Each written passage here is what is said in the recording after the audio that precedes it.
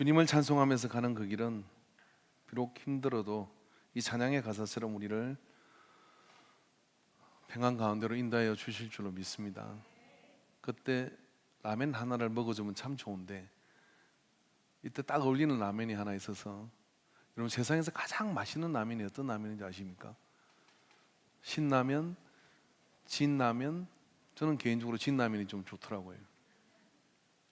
근데 정말 좋은 라면은 주와 함께라면. 얼마나 좋으면 가난해도 좋아요. 가난해도 좋아. 주와 함께라면 이 라면이 제일 좋은 것 같습니다. 주님을 찬송하면서 가는 그 길에 주님께서 우리와 함께하여 주실 것을 믿습니다. 여러분, 그렇다면 세상에서 가장 감사한 라면은 어떤 라면일까요? 눈치가 바르신 분들은 본문에서 찾을 줄로 믿습니다. 예. 여호와께서 우리와 함께하지 아니하셨더라면. 이 라면이 가장 감사한 라면이죠. 우리 인생 가운데 인생에 들어온 그 모든 길들을 이렇게 되돌려 보게 되죠. 주님께서 나와 함께하지 아니하셨더라면 아찔한 순간이 한두 순간이 아니죠. 이걸 아는 게 은혜예요. 그래서 오늘 시편 124편 그리고 120편, 121편 이 시편의 말씀들은 뭐냐면은 이스라엘 사람들이 예루살렘 성전으로 예배를 드리기 위해서, 제사를 드리기 위해서 올라갈 때 불렀던 노래라고, 성전에 올라가는 노래라고 이렇게 별도의 제목이 정해져 있습니다. 이스라엘 사람들은 3년에 한 번 남자들은 예루살렘 성전으로 가서 범죄를 드리고 제사를 드려야 했어요. 대개 평균적으로 3년, 매년 가도 괜찮습니다. 그러나 기본 제일 적게는 3년에 한 번은 가야 된다, 이런 이야기입니다. 여러분 기억을 더듬으면 예수님께서 마리아와 요셉과 함께 예루살렘 성으로 올라가잖아요. 성전으로. 그때 예수님이 동행을 했다가 내려올 때 안 따라왔어요. 랍비들 가고 토론을 하느라고. 근데 그걸 몰랐어요. 왜 몰랐을까요? 온 동네 사람이 그때가 되면은 우리 동네는 맨날 며칠 날 올라간다 그러면 동네가 보따리를 다 싸는 거예요. 그래서 텐트도 치고 야영도 하고 가서 먹거리도 준비하고, 그래가지고 3, 4일 길을 애들과 함께 올라가는 길이라 여정이 시작되는 거예요. 그 여정이 시작되면 올라갈 때 무슨 힘으로 예루살렘 성전까지 가고 있었을까? 그들이 가면서 불렀던 노래는 우리가 왜 성전을 향하여 가야 하는지를 설명하고 고백하는 이야기가 그 속에 있죠. 그래서 그렇게 올라갈 때 불렀던 노래가 바로 이 노래였습니다. 그 노래 가운데 오늘 우리가 주목하는 것은 시편 124편의 이 말씀인데, 여호와께서 우리와 함께하지 않으셨더라면 이 가나안에서 우리는 상기받았을 것이다. 여호와께서 우리와 함께하지 않았다면 홍해 바다에서 우리는 다 죽었을 것이다. 여호와께서 우리와 함께하지 아니하셨더라면 이걸 잊어버리면 안 된다라고 그렇게 얘기하며 성전으로 나갔죠. 요즘 교회 오기가 얼마나 힘들어요. 상황도 예치가 않고 힘든 상황들이 있습니다. 그런 인간교회는 89년의 역사를 자랑하지 않습니까? 가끔 제가 새벽기도 자원행을 하면 김수환 권사님 저 기산리로 갈 때, 제가 처음 온 지 얼마 안 됐을 때 목사님 지금은 참 좋은 때예요 그렇게 얘기하면서 하는 이야기가 제가 마치 그 장소에 있었던 것처럼 감정이입이 돼서 그때 이 느낌이 어땠을까 하는 생각이 들어요. 교회가 인광리에 있을 때 기산리가 여기서 좋게 제가 자전거를 타고 가도 한 20분은 넘게 걸리고 걸어오면 아마 1시간 정도 걸리지 않았겠습니까? 근데 그게 포장도로가 되어 있는 것도 아니고 동네 사람들이 이 집 저 집에서 예수 믿는 사람들이 버들미 교회 인광교회 저 인광교회를 향해서 걸어서 저녁 예배를 오는 거죠. 아니 11시 예배가 아니라 저녁 예배를요. 그럼 오다 보면 해는 지고, 근데 오면서 장화를 실었거나 길이 싫으니까 오면서 찬양을 하며 왔다는 거예요. 찬양을 하며 왔다는, 주와 함께라면. 예? 그러면서 찬양을 하면서 주께서 우리와 함께 하신다는 그 믿음을 가지고 지금까지 지내온 것. 예, 제가 9시 때 이 찬양을 부르니까 따라 하더라고요. 몇 분 안 오셨는데. 그런 찬양을 부르면서 기산리에서 걸어서 교회까지 왔겠죠. 무슨 힘으로 왔을까? 무슨 힘으로 왔을까? 저는 그 무슨 힘으로 왔을까? 그 속에 감사의 고백과 하나님께서 함께 하셨던 증거들과 또 하나님께서 함께 하자면 내가 이 시간을 어떻게 견뎌냈을까 하는 그 은혜가 이 속에 있다고 생각을 합니다. 우리 교회 모 권사님은 30대 중반에 혼자가 되어서 자녀들을 다 믿음으로 키워냈어요. 그리고 제가 신방을 가니까 그런 이야기를 합니다. 저는 예수님 없었으면 벌써 이 세상 사람이 아닙니다. 예수님 때문에 그 어려움을 다 견뎌냈고 자녀들이 다 이제 제자리를 섰고 예수 믿었고, 와, 얼마나 감사한지 모릅니다. 근데 몸이 힘들어서 교회 나오기 어려우셔도 움직일 수만 있으면 저는 교회 가야 됩니다. 그런 믿음으로 고백하는 모습을 보며 우리가 예배에 나가는 것은 뭐냐면 내게 지나갔던 시간 속에 주님께서 함께하지 아니하셨더라면 아찔한 순간들을 잊어버리지 않고 상기하는 것이죠. 근데 다 그렇습니까? 제가 어릴 때 도덕 시간에 배웠던 기억나는 게 하나 있어요. 난 사람, 된 사람, 뭐 이런 이야기였습니다. 난 사람은 자기가 유명해지고 똑똑해서 내가 잘났지 그러고 사는 사람이 있어요.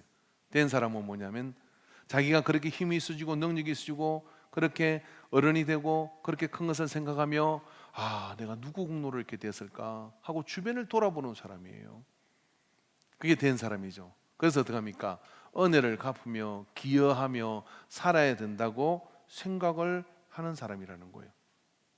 근데 여러분, 하나님이 아버지께서 내가 오늘 예배 자리로 세례를 받은 사람으로 이 자리에 있는데 그 가운데 하나님께서 나와 함께 하시면서 해 주셨던 지나간 일들을 헤아릴 줄 알 때 그 속에서 우리는 모든 것을 이길 수 있는 믿음이 됩니다.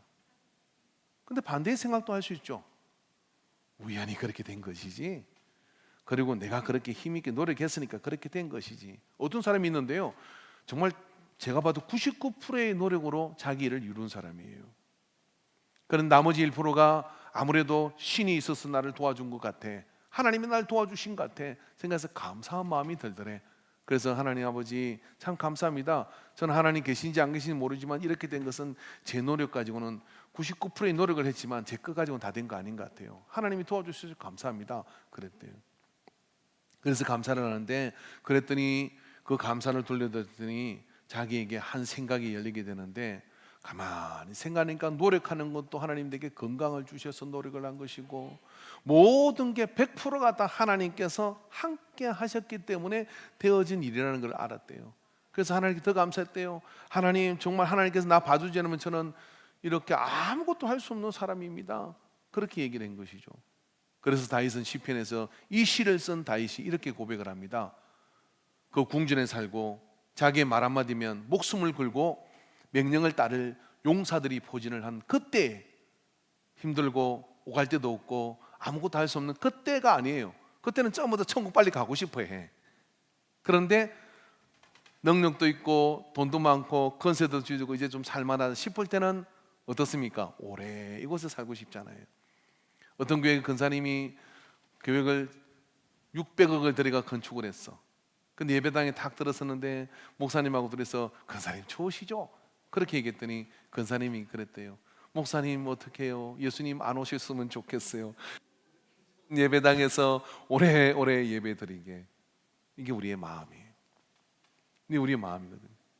그런데요, 그때 주변을 돌아보면서 이 모든 게 하나님의 은혜다 한 걸 난 잊어버리지 말아야지, 그렇게 생각하는 사람이 있죠. 김범수라는 그분이 카카오 그 창업자지 않습니까? 그분에게 감명을 받은 게 예수 믿는지 안 믿는지는 모르겠고요, 주식 상정을 하고 어마어마한 돈을 벌었습니다. 그 중에 반인가 일정 부분을 가족들과 함께 나눠버렸어요. 나눈 이유가 입니다. 나 혼자 된 거 아니다. 나 혼자 된 거 아니라 내가 단칸방에 살고 어렵게 살던 그 가정 속에서 가족들이 그렇게 정신적으로 또 그렇게 지지하고 함께 했던 것 때문에 이와 같은 업적을 이룰 수 있는, 이걸 어떻게 내가 다 가지냐 하고 나눠 가졌어요. 그것도 모자라 가지고 또 다른 일을 또 하려고 그렇게 하더라고요. 누구예요? 된 사람이죠. 여러분, 사람의 은혜도 그러한데 하나님이 우리 가운데 함께 하신 그 은혜를 헤아려 보면 우리는 얼마나 많은 것들을 헤아릴 수 있겠습니까? 말을 안 해서 그렇지, 액면가를 안 까서 그렇지, 죽어 마땅한 사람들, 죽어도 그렇게 말할 것이 없는 그런 위험한 고비들을 우리는 다 지나와서 이곳에 있어요. 그런데 예배를 드리러 가는 성전으로 올라가는 이 사람들은 여호와께서 우리와 함께하지 않았으면 어찌할 뻔했냐, 그러며 그것을 고백하고 힘든 고단한 길을 올라가고, 그리고 그 여정을 이겨내며 성전으로 올라가는 그 행렬을 가졌다는 거예요. 우연히 그렇게 된 것이 아닙니다. 여러분, 미국에 클리버랜드 대통령이라는 분이 계셨다 그럽니다. 여러분이 잘 아는 예화이지만 은혜가 되니까 다시 한번 씁시다.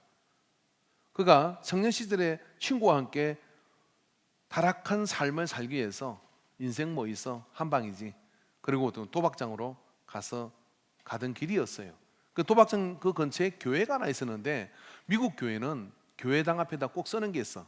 예배 건물, 예배 드리는 교회 앞에다가 오늘의 설교 제목 해가지고 딱 써놨습니다.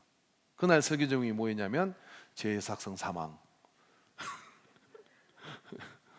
우리도 그걸 좀 저 현수막으로 매주 쓸까요?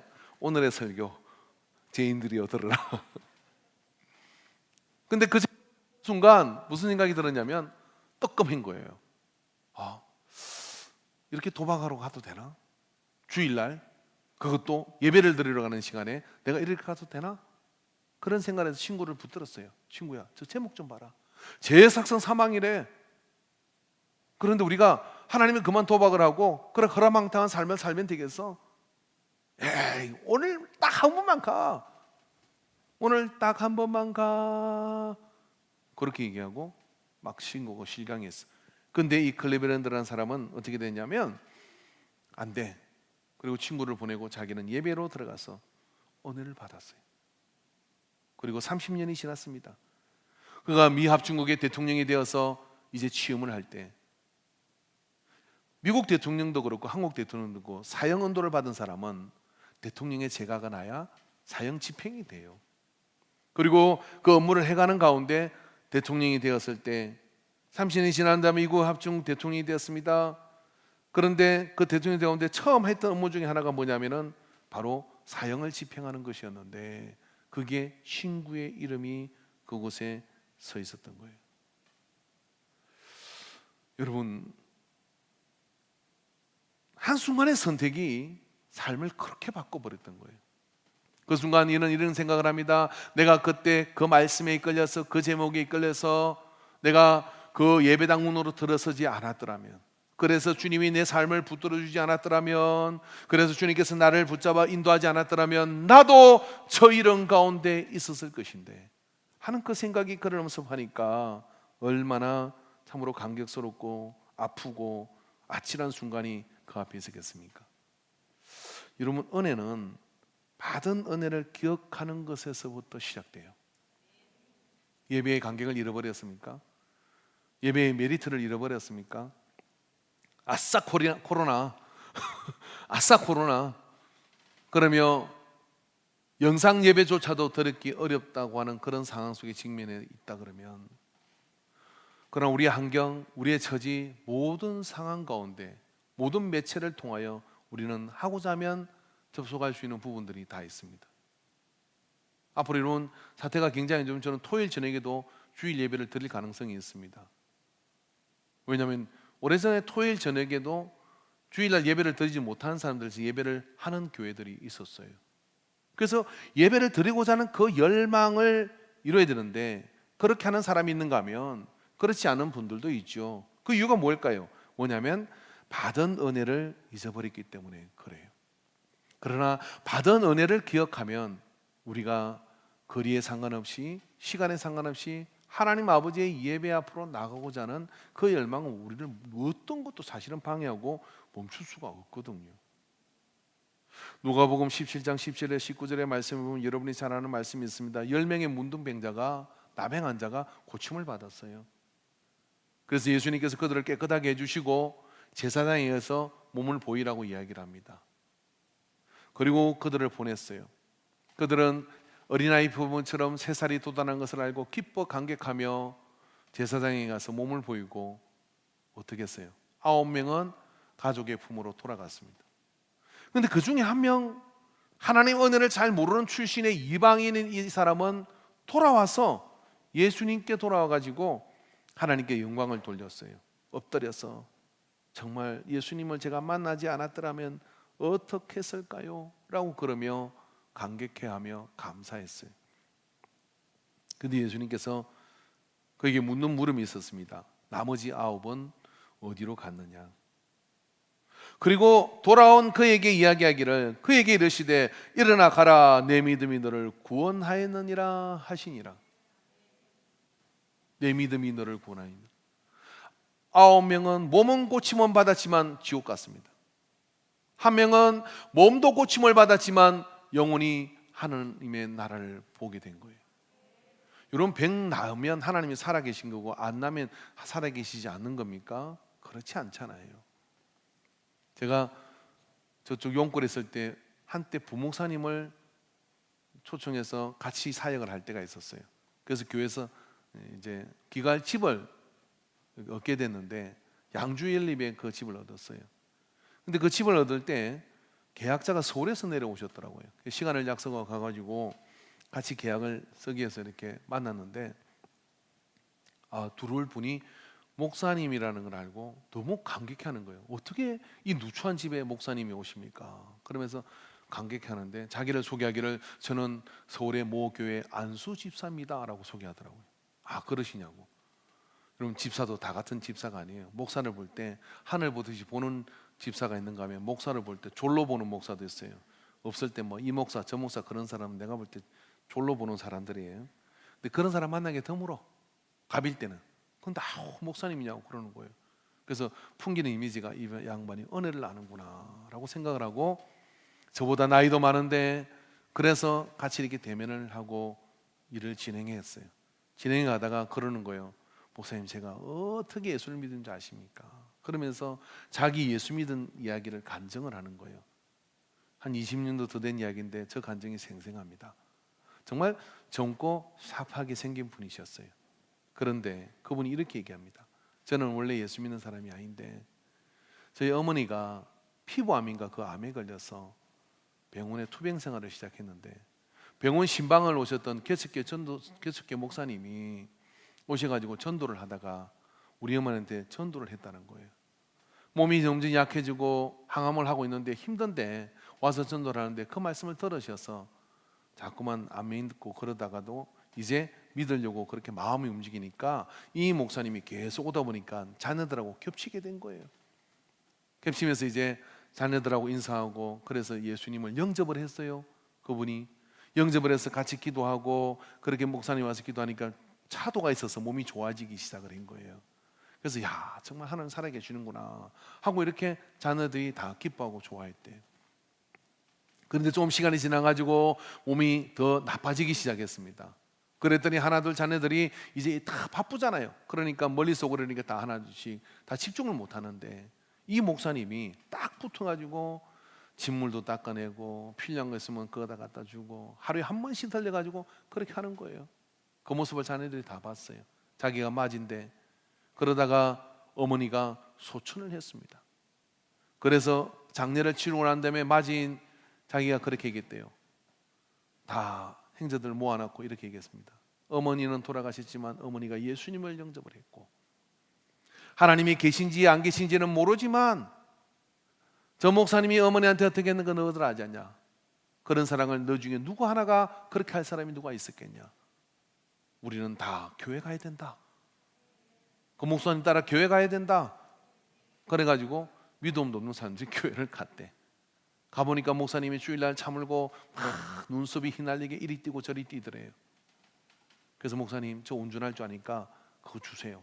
그리고 20년 동안이나 저 만나서 20년 지났는데 20년 동안이나 교회 차원행을 하는데 서울은 굉장히 멀대. 1시간 갔다가 1시간 또 이쪽으로 가고 데려다 주려면 또 1시간 여러분 차 타고 10분 오는 거리가 멀다 크지 마세요.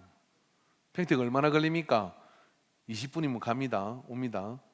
근데 1시간을 자기 했대. 근데 그게 너무 기쁘대. 그래서 그러는 동안에 그 6자녀가 다 예수를 믿었을 뿐만 아니라 그때부터 교회 나가기 시작했고, 믿을 뿐만 아니라 또 자기 하는 일도 자그마한 사업을 하고 있는데 그게 은혜 가운데 복을 주셔가지고 잘 되니까 그때 알았대. 하나님이 살아계신 것을. 그래서 자기는 절대로, 제가 쌓아놓으려 그랬거든요. 우리 교회 오시면 안 되겠습니까? 근데 절대로 그 교회를 떠날 수가 없고 그 목사님을 떠날 수가 없고, 중요한 것은 뭐냐면은 그 하나님을 떠날 수가 없다는 거예요. 주와 함께한. 그래서 여러분, 은혜가 뭐냐면 나머지 아홉은 어디 갔느냐 하는 것은 받은 은혜를 기억하는 것이 은혜의 시작입니다. 병이 낫든 안 낫든 간에 그렇게 함으로 6자녀가 구원을 받았어요. 그러니까 어머니가 초천하셨지만 그게 지금 생각하니까 아찔한 순간인 거예요. 어머니가 아프지 않았더라면, 미안한 얘기죠. 어머니가 아파가지고 자기들 예수 믿다가 천국 갈 수 있는 게 얼마나 큰 은혜인지 모른대요.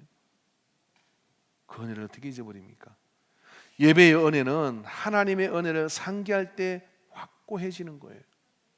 예배의 은혜는 하나님의 은혜를 내가 기억하고 예배에 나가는 겁니다. 많은 사람들이 예수님을 따랐습니다. 그 많은 사람들이 예수님을 따르다가 예수님께서 십자가에서 힘없이 돌아가셔 버렸어요. 제자들은 우왕좌왕하고, 그렇게 목소리를 높이던 베드로도 목소리가 줄어들고 나는 그를 모른다고 부인하고, 이런 일이 벌어지는데 예수님이 죽으시고 3일째 되는 날 누가 가서 저 시신이라도 수습을 해야 되는 거 아니냐. 그러면 어머니 마리아와 동행한 여자가 하나 있었어요. 그 막달라 마리아가 따라가게 돼요. 막달라 마리아. 저는 우리 교회 집사님들을 다 그렇게 이름으로, 여자 집사님들을 바꿨으면 좋겠어요. 그러니까 뭘 막을 수가 없어. 막 달라 그러는 거예요. 막달라 마리아. 전국은 취임나는 자 이것인데, 이 막달라 마리아 여러분 다 알아요. 그 무덤은 돌무덤이라 동전선에 생긴 큰 돌문이 가려 있는데 그건 장정 4명이 붙어야 돌리는 거예요. 열 수가 없어요. 근데 가보기는 가봐야 되는 거 아니냐. 저는 뭐 문열이 같은 제자들 뭐 큰 소리치든 줄을 떠나지 않겠습니다 뭐 난리치던 놈들은 다 차빠져가지고 도망다니고, 여자 둘이서 그 새벽에 예수님의 무덤으로 가는 거예요. 병사들이 직격에 서서 잡히면 같이 곤욕을 치를지도 모르겠는데 가야 돼. 막 달라니까. 그래서 갔더니 무덤문이 열렸네. 열려가지고 세상에 예수님의 시신이 없는 거예요. 깜짝 놀랐어요. 지키던 병사도 도망가고 없어요. 그래서 그 소식을 제자들에게 알렸어요. 그랬더니 제자들이 냈다 베드로와 요한과 달려와가지고 무덤 안을 다 사사지. 진짜 없네. 그럼 어떻게 찾아야 되잖아. 없네 하고 집으로 다 돌아갔어요. 근데 이 여인은 막 달라야. 그래서 빈 무덤 안에 앉아가지고 내 주님의 몸을 어디에 누가 훔쳐갔습니까? 살아났다는 생각은 못하고 누가 훔쳐갔어요? 그래서 여기 있어 없어서 생겨 여기서 있어야 돼. 여기서 찾아야 돼. 그 무덤에 떠나지 않고 울고 앉았는 거예요. 그랬던 남자가 여자야 어떻게 해서 우느냐 그렇게 불렀더니 눈물이 흐르니까 이게 어르는, 그러니까 사람의 행체가 있으니까 내 주여 내 주를 어디에 두셨나이까. 이 말은 이 동산직인 줄 알고 관리자인 줄 알고, 여자가 무슨 힘이 있습니까? 당신이 이 주인인데 내 주를 어디에 두셨습니까? 여기 있어야 될 시신이 어디에 있습니까? 아니 죽었잖아요. 그럼 소망이 끝났잖아요. 근데 여기 시신이 어디에, 그거 내 주라는 거예요. 주를 어디에 두셨습니까? 그러니까 그분이 이렇게 했어요. 이름을 불렀어요. 마리아야. 여러분이 감동이 없는 것 같은데 제가 이렇게 부른 것 같아요. 예수님이라면 마리아야. 이렇게 불렀어요. 마리아가 딱 돌아보니까 예수님이네. 그래서 달려가서 예수님, 살아나신 예수님을 안으려고 탁 달려가라. 근데 예수님께 스톱. 내가 아직 하나님께로 가지 않았으니 나를 만지지 말라. 본문이 그렇게 돼 있어요. 그 이야기는 지금 무슨 이야기냐면 너하고 나하고 여기서 만나는 게 지금 허락된 시간이 아닌데 가야지. 근데 막 달라야. 그래서 안 가고 있으니까 거기서 만난 거예요. 그러니까 만지지를 마. 본 걸로 좋게 내가 하나님 아버지 앞에 보고하고 다시 내려올게 하고 거기서 헤어졌어. 근데 그 여자가 가가지고 내가 예수님 살아나는 걸 봤습니다 했더니 저 여자가 예수님 돌아가시고 애병이 도졌거나, 왜냐하면 마가복음 16장 9절에 11절을 보니까 예수께서 안식구 첫날 이른 아침에 살아나신 후 전에 7 귀신을 쫓아내어 주신 막달라 마리아에게 먼저 보이시니 7 귀신이 들린 여자예요.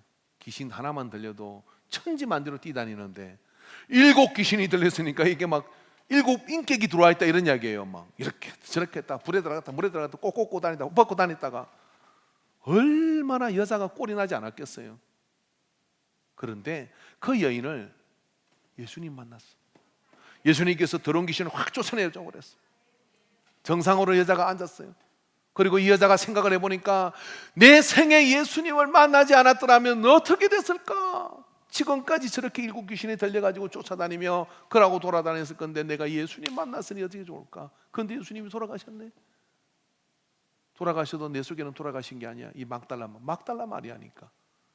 그래서 그 무덤을 떠나지 못한 거예요. 왜?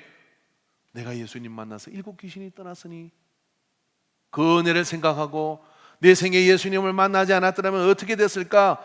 살아계시든 살아계시지 아니하시든 그분이 내 삶 가운데 있는 것을 나는 지켜내고 갚아야 돼 라고는 심정으로 거기 앉아있다가 부활의 첫 정인이 됐습니다.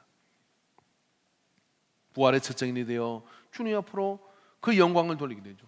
그래서 막달라 마리아는 예수님이 십자가에 달려 장사되는데도 요동치가 않는 거예요. 그 자리에서 막달라 마리아는 예수님이 살아계시든 살아계시지 않든 부활하시든 동일하게 예수님에게 마음을 가지고 있는 예배자였던 겁니다. 오늘 우리가 그런 예배자로 이 코로나를 이기고 나가야 될 줄로 믿습니다. 할렐루야. 여러분, 보이지 않는 하나님의 손길을 보는 것은 범사의 그를 인정하는 것으로 볼 수 있어요. 여러분, 하나님의 손이 얼마나 크겠어요? 하나님의 능력이 얼마나, 하나님 품이 얼마나 놀라우시겠습니까? 모든 역사를 아우르고 모든 지구의 상황을 아우를 뿐이 우주 끝까지라도 미치는 그 하나님의 능력이 우리가 도대체 가늠할 수가 있는 겁니까? 크기를 측량할 수 있는 겁니까? 신묘 막적하신 분이시죠. 여러분, 지구가 3200 몇 킬로로 지금 자전을 하고 있어요. 눈썹이 휘날리십니까? 머리가 날리십니까? 여러분이 가진 자중에 3200km로 달릴 수 있는 차가 있습니까? 없습니다. 근데 지구는 지금 그렇게 자전을 하고 있어. 근데 왜 못 느끼는 걸까요? 지구가 커서 우리가 거기서 현기증을 안 느끼는 거예요. 그래서 여러분, 참멀미한다는 건 다 거짓말이에요. 3200km 달리는 지금 지구 행성에 앉아 있어서 멀미를 안 하고 있는데 무슨 멀미를 하겠어요? 계산 제가 없는 이야기 하는 게 아니에요. 왜 못 느끼느냐면 지구가 크기 때문에 우리가 그걸 못 느끼는 거예요. 우리가 태양의 주변은 해가 뜨고 다고 여기니까 우리가 건방지게 이렇게 얘기하잖아요. 해가 지구를 돌고 있구나.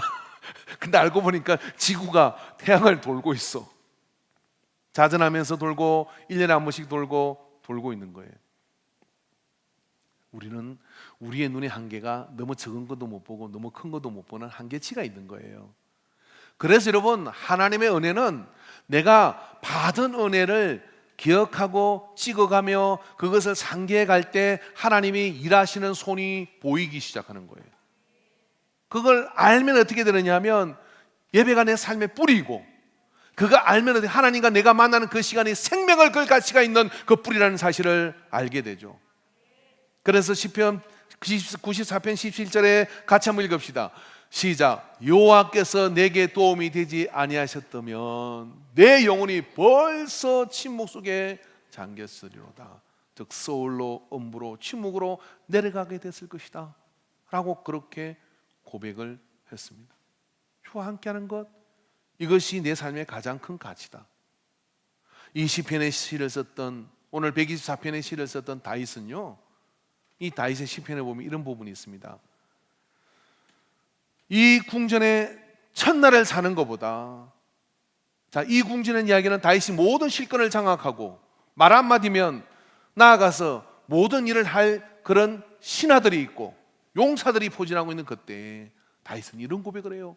내가 이 궁전에 있는 것 첫날보다 하나님의 집에 하루에 문지기가 되는 게 저는 좋습니다. 문지기가 안내하는 분이에요.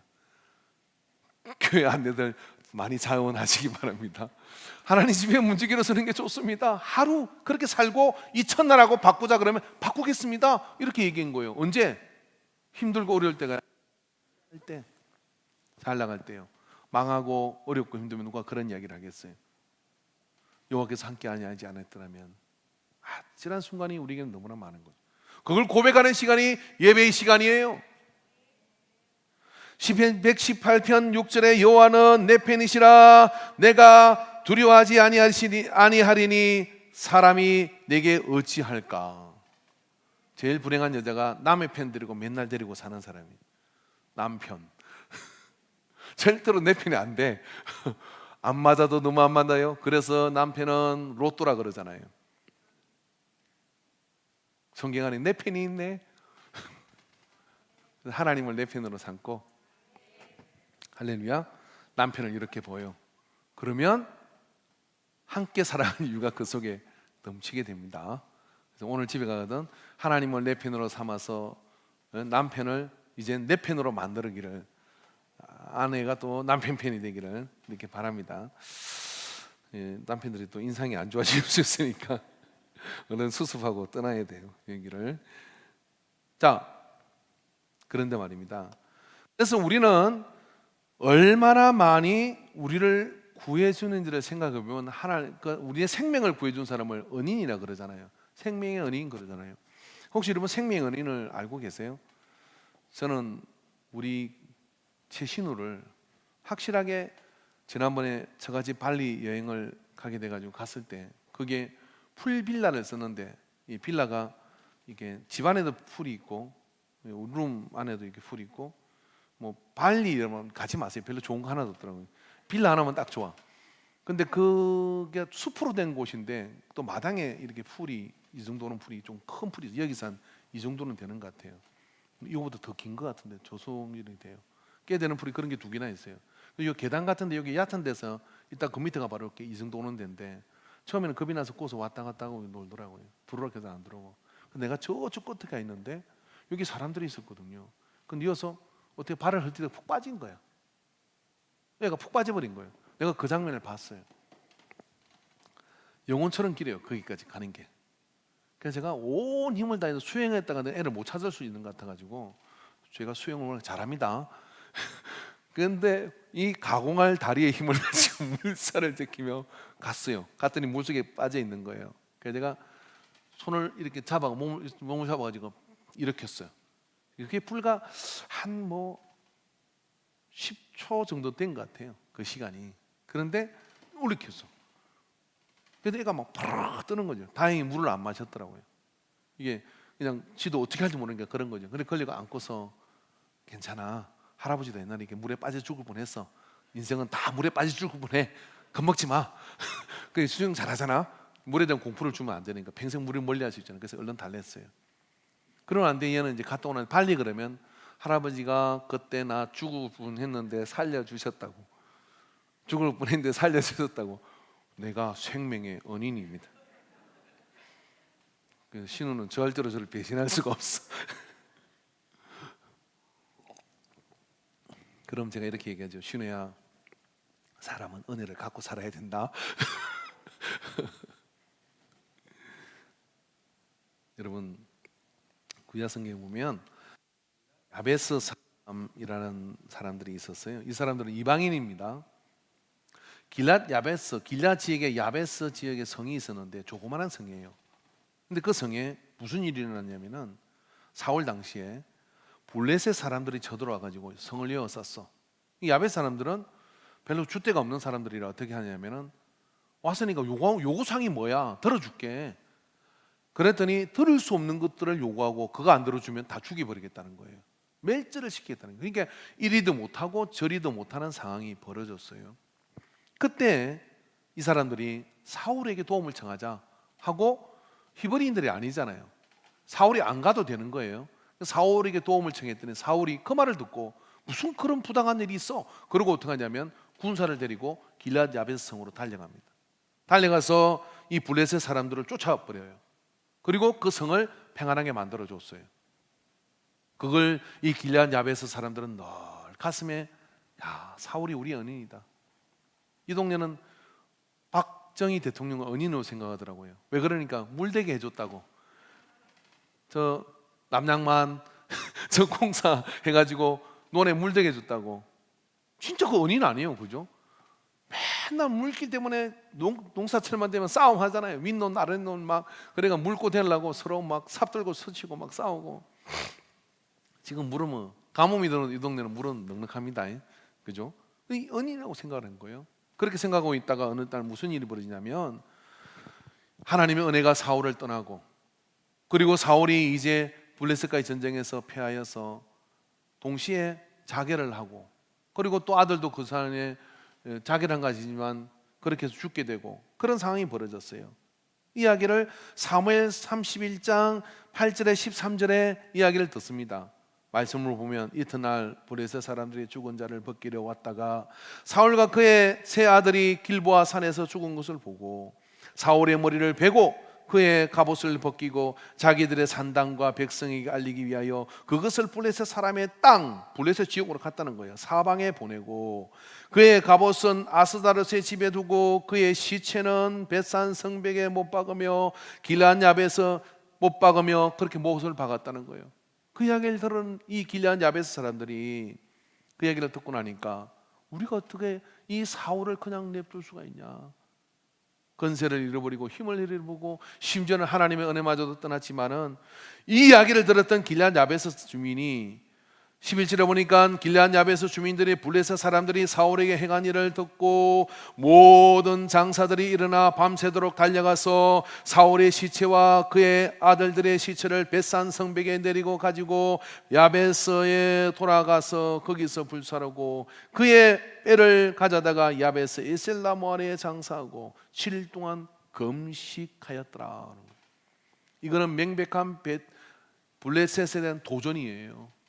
그런데 이 일을 행하고 난 뒤에 우리가 멸절을 당한다 할지라도 우리는 이 일을 그냥 저버릴 수 없다. 누가 지도자가 한 이야기도 아닙니다. 그 길앗 야베스에 있는 칼을 뽑을 수 있는 용사들은 그 밤에 일어나서 달려갔다는 거예요. 그리고 그 시신을 수습에다가 돌려요. 이걸 뭐라 그러죠? 어리, 믿음의 어리를 지킨 거예요.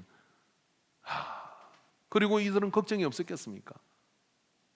왜요? 그때 사울이 없었더라면, 그때 사울이를 도와주지 않았더라면 우리가 어떻게 되었을까 하는 생각을 가지고 있다가 그 상황이 되었을 때 지체 없이 행동을 했죠. 여러분, 이걸 다윗이 듣습니다. 사무엘하 2장 5절에 7절의 말씀 띄워주십시오.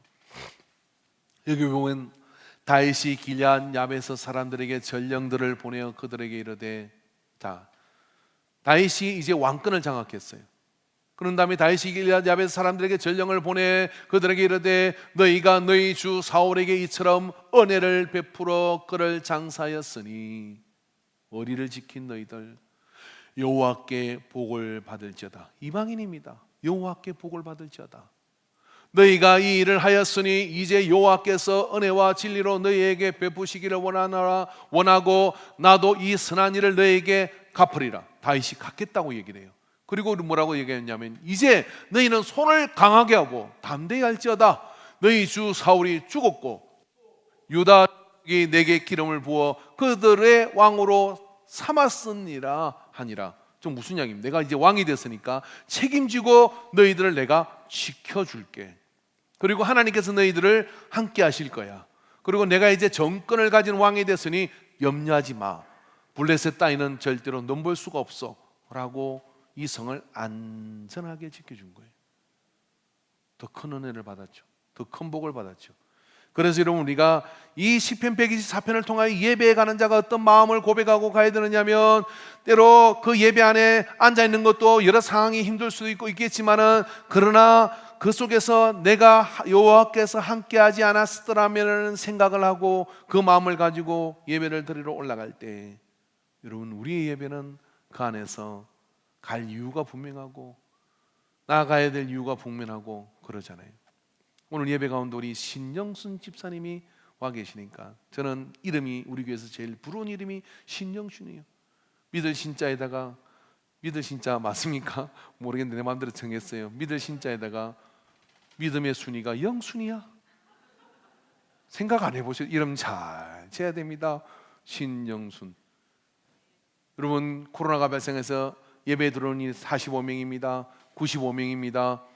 12명입니다. 11명입니다.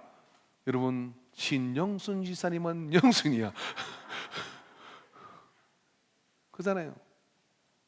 방역 조건 때문에 예배자를 지정해야 돼요. 그래서 이름을 정해야 되고 그렇습니다. 그런데 속내는 뭐냐면 선착순입니다. 우리 교회는. 한번 생각해 보세요. 예배 순서가 있겠습니다. 대표기도자가 늦게 왔네. 근데 순위 같은 건 안 봐요. 안 보고 뭡니까? 똘레똘레 예배에 옵니다. 왜냐하면 예배는 무조건 드리는 거야. 아멘. 예배는 무조건 나가는 거야. 그리고 와요. 그럼 마가 어떻게? 오늘 예배 전에 전화 왔어요. 오늘 예배 드리시냐고. 무슨 어디인데요.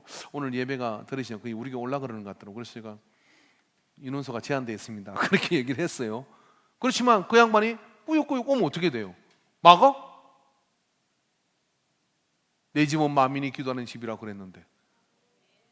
그럼 들어 앉아 있어 앞에.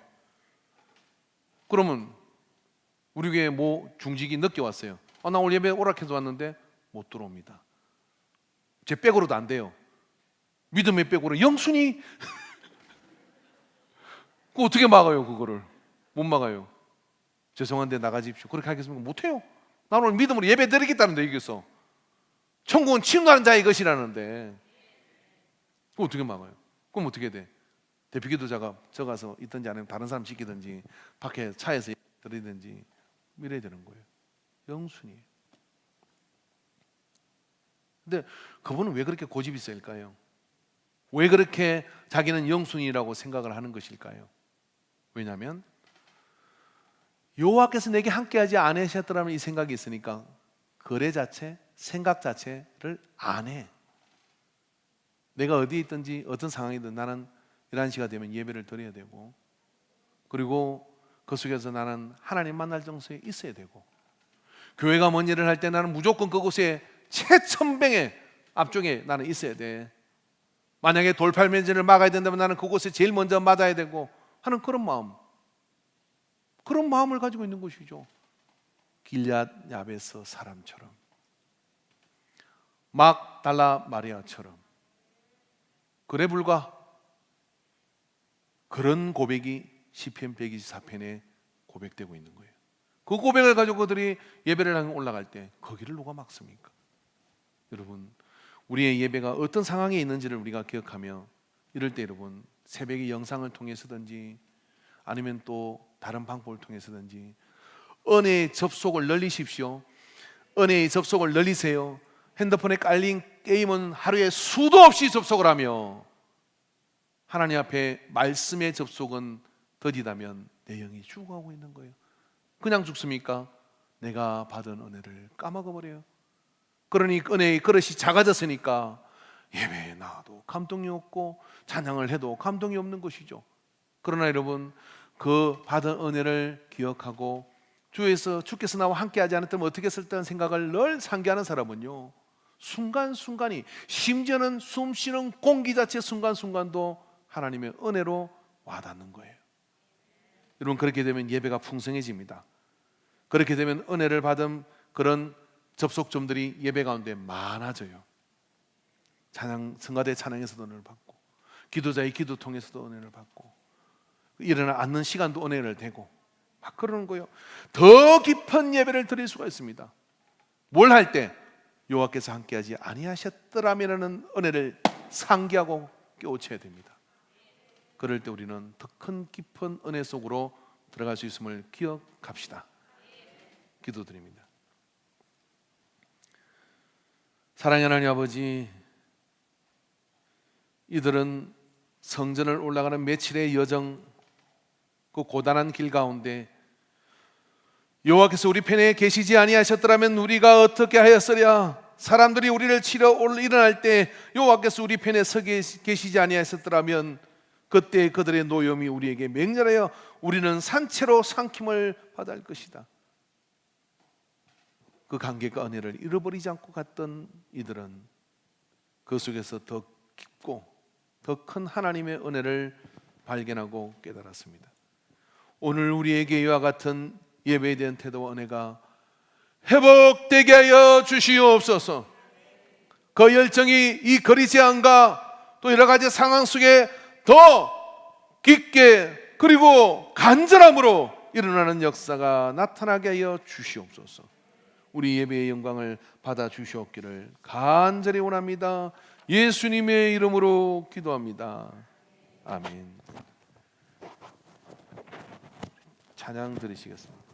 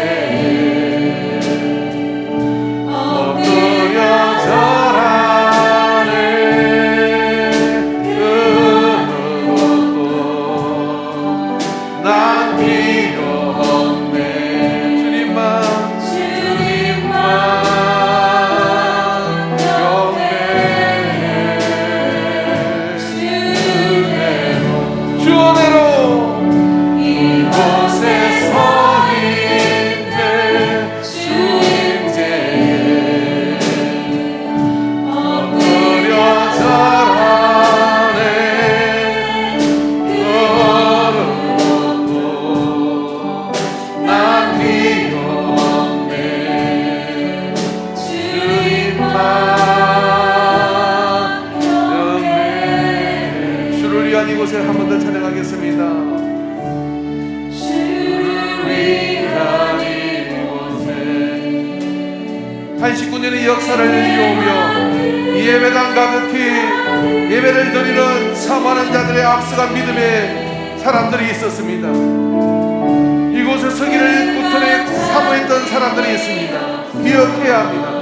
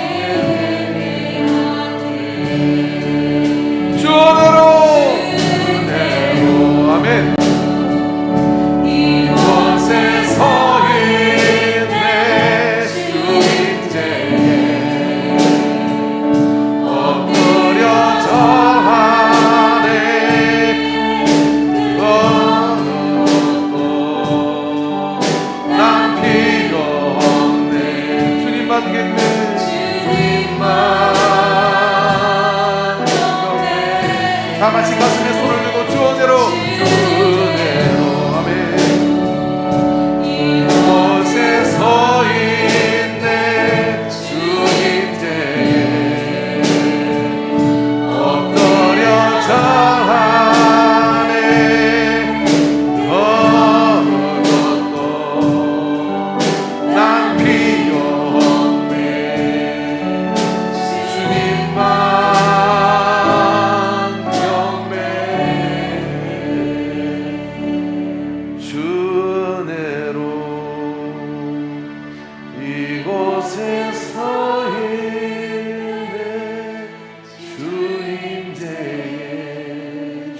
만져주세요. 엎드려 절하